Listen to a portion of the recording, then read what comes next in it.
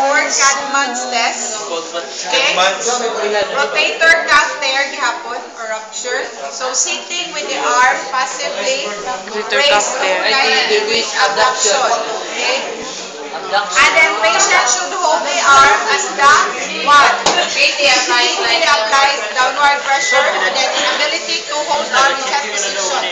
Just like doing manual muscle testing for shoulder abduction. Okay? So abduct the arm 90 degrees.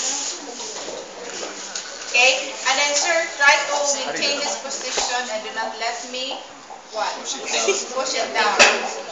Okay? Pero video na atay man di ka. Ayaw so. Balik. Gubot ang buhok. Bating na. Okay, so Kanang guwapa, kanang guwapa. Again ha. So apply a downward resistance if the patient cannot tolerate mo drop Bati. and carry and weakness. Yeah, ikaw? Siya. Wala. Kadungog ka. Sa milbisi kuya, ikaw siya. Pupo.